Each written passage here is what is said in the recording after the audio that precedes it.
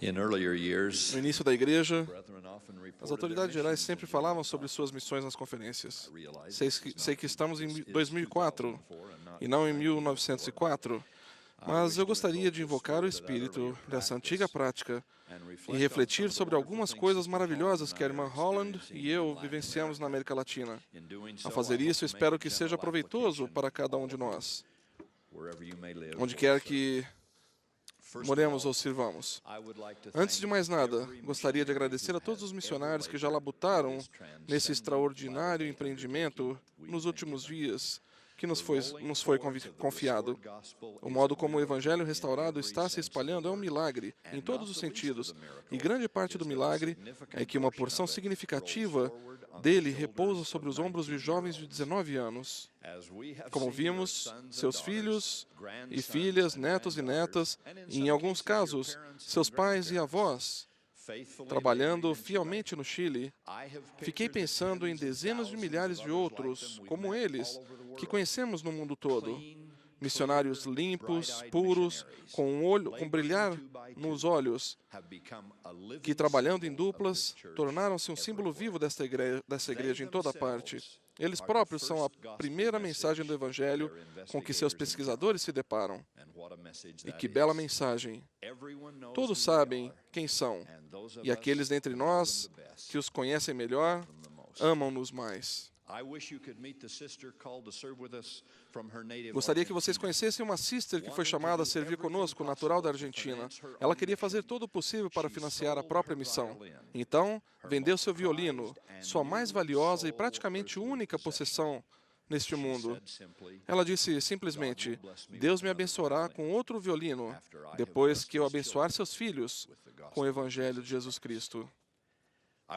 Gostaria que vocês conhecessem um elder chileno que morava longe da família, em uma escola da periferia, que um dia encontrou um livro de Mormon e começou a lê-lo na mesma noite. Semelhantemente à experiência de Parley P. Pratt, ele leu avidamente, sem parar, durante a noite toda.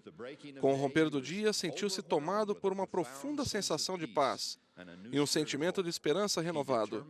Decidiu então descobrir de onde era esse livro e quem havia escrito essas palavras maravilhosas, essas páginas maravilhosas. 13 meses depois, estava servindo em uma missão. Gostaria que vocês conhecessem um jovem maravilhoso que veio da Bolívia. Suas roupas não lhe serviam, os sapatos eram 3 números maiores que seus pés. Era um pouco mais velho que os outros missionários, pois era o arrimo de sua família e demorou um pouco até juntar o suficiente para sua missão. Criava galinhas e vendia ovos de porta em porta. Quando finalmente seu chamado chegou, sua mãe, viúva, teve uma grave crise de apendicite.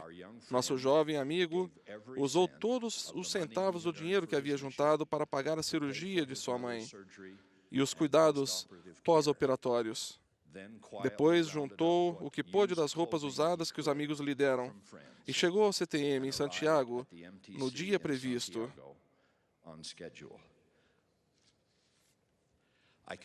Posso assegurar a vocês que suas roupas hoje lhe servem perfeitamente.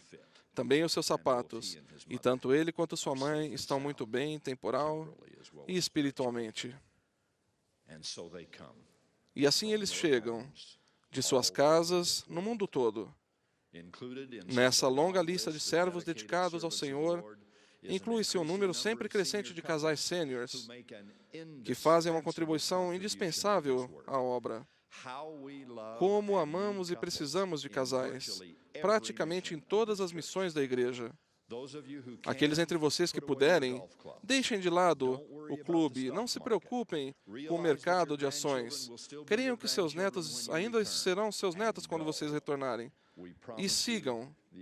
Prometemos a vocês que essa será a grande experiência de sua vida.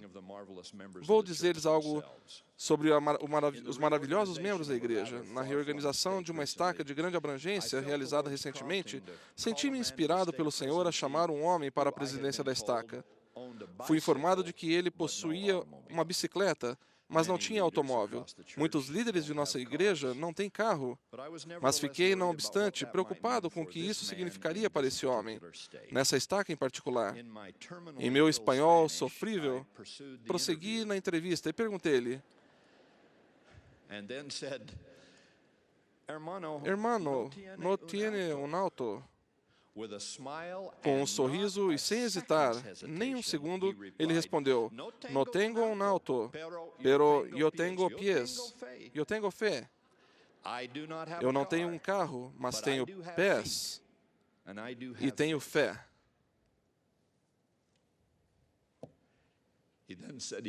Disse então que poderia andar de ônibus, ir de bicicleta ou caminhar, como os missionários.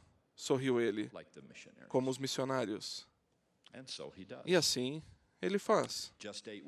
Há 8 semanas atrás, eu realizava uma conferência de distrito na ilha de Cholet, localizada no Chile, no sul do Chile, onde há poucos visitantes. Imaginem a responsabilidade que eu senti ao dirigir-me a essas lindas pessoas, quando me disseram que um homem muito idoso, que estava sentado bem na frente da congregação, havia se levantado às 5 da manhã e caminhado durante 4 horas para estar em seu lugar às 9 horas, para uma reunião cujo início não aconteceria antes das 11 horas da manhã.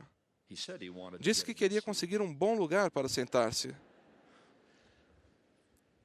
Olhei-o nos olhos, pensei em ocasiões de minha vida nas quais me senti desinteressado ou me atrasei. E pensei na frase dita por Jesus: nem mesmo em Israel encontrei tanta fé.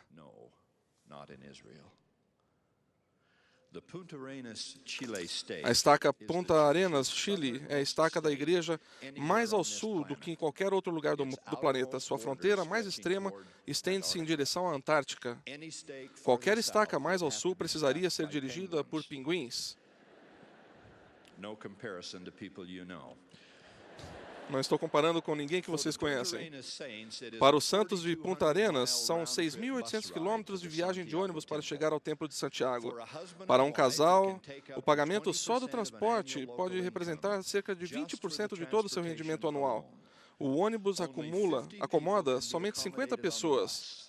Mas, em cada caravana, na manhã de sua partida, outros 250 membros juntam-se a eles para realizar uma breve cerimônia. Parem por um minuto e perguntem-se quando foi que vocês ficaram de pé em um estacionamento gelado e fustigado pelo vento, próximo ao Estreito de Magalhães, somente para cantar, orar e alegrar-se com a saída de um grupo em caravana ao templo, torcendo para que suas economias lhe permitam fazer parte do próximo grupo. São 110 horas de viagem, 70 das quais rodando sobre intermináveis estradas poeirentas e esburacadas, atravessando a imensidão da Patagônia Argentina. Como deve ser passar 110 horas dentro de um ônibus? Eu honestamente não sei. Mas sei que alguns de nós ficamos nervosos se moramos a 110 quilômetros do templo mais próximo, ou se a duração das cerimônias é de mais de 110 minutos. Enquanto ensinamos os princípios do dízimo e oramos e construímos mais templos para membros como esses, tão distantes, talvez possamos fazer algo mais para desfrutar das bênçãos e da maravilha de frequentar regularmente um templo, quando tantos deles estão ficando cada vez mais ao nosso alcance. E isso nos leva ao último tópico.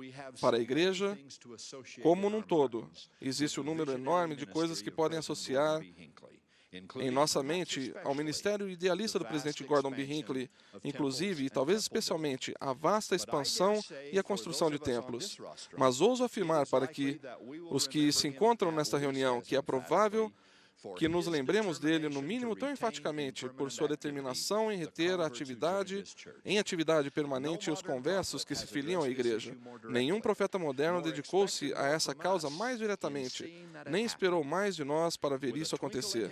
Com um sorriso maroto na face e batendo a mão na mesa à sua frente, ele disse aos 12 recentemente: Irmãos, quando minha vida se acabar e a derradeira cerimônia se encerrar, ao sentir meu espírito deixar este mundo, vou levantar-me novamente, olhar cada um nos olhos e dizer: como estamos indo com a retenção?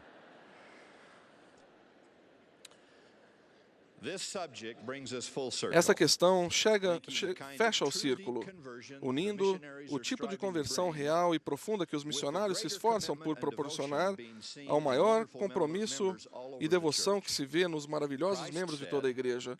Cristo disse: eu sou a videira verdadeira, e vós as varas. Estai em mim, e eu em vós. Como a vara de si mesma não pode dar fruto se não estiver na videira, assim também vós, se não estiverdes em mim. A expressão em inglês abide in me, estai em mim, é um conceito suficientemente compreensível e belo na elegante versão da Bíblia em inglês, mas estai não é um termo que se usa muito hoje em dia. Assim, passei a ter muito mais consideração por essa demonstração do Senhor ao tomar contato com a tradução dessa passagem em outro idioma. Em espanhol, essa expressão familiar virou permanecer em mim. Assim como o verbo abide em inglês, permanecer significa permanecer, estar. Mas até os gringos, como eu, conseguem identificar a radical do termo permanência. O sentido deste termo é estar, mas estar para sempre. Este é o chamado feito pela mensagem do Evangelho aos chilenos e a todas as pessoas do mundo. Vinde, mas vinde para permanecer. Vinde com convicção e perseverança. Vinde permanentemente para seu próprio bem e o bem de todas as gerações que virão depois. E nós nos ajudaremos mutuamente a ser fortes até o fim. Aquele que pega a extremidade de uma vara, pega também a outra. Meu maravilhoso presidente de missão ensinou-nos isso em sua primeira mensagem. E é isso mesmo que deve acontecer quando nos filiamos a esta, que é a igreja viva e verdadeira, do Deus vivo e verdadeiro. Quando entramos para a igreja de Jesus Cristo dos Santos dos Últimos Dias, embarcamos na boa nave de Sião e navegamos com ela aonde quer que ela vá, até chegar àquele porto milenar. Permanecemos a bordo entre rajadas de vento e calamidades e calmarias, entre tempestades e insolação, pois este é o único caminho para a terra prometida. Esta igreja é o veículo do Senhor para nos dar doutrinas cruciais, ordenanças, convênios e chaves que são essenciais à exaltação. E ninguém pode ser completamente fiel ao Evangelho de Jesus Cristo sem se esforçar para ser fiel na igreja que é sua organização estabelecida sobre a terra. Aos recém-conversos e membros antigos declaramos, no espírito do vigoroso discurso de despedida de Nefe, havereis entrado pela porta, mas agora, depois de haverdes entrado neste caminho estreito e apertado, eu perguntaria se tudo terá sido feito. Eis que vos digo, não. Se assim prosseguirdes, banqueteando-vos com as palavras de Cristo e perseverardes até o fim, eis que tereis vida eterna. Jesus disse, sem mim, nada podeis fazer. Testifico a vocês que isso é verdade. Ele é tudo para nós e devemos estar nele, em Cristo, permanentemente, submissamente, inabalavelmente, para sempre, pois para que o fruto do Evangelho floresça e abençoe nossa vida, precisamos estar firmemente alicerçados nele, o Salvador de todos nós. E nesta igreja, sua igreja, que leva o seu santo nome. Ele é a videira, nossa verdadeira fonte de forças e única fonte de vida eterna. Nele, nós não só perseveraremos, mas prevaleceremos e triunfaremos nessa causa sagrada que nunca nos abandonará. Que nunca a abandonemos e que nunca o abandonemos. É minha oração no nome sagrado de Jesus Cristo. Amém.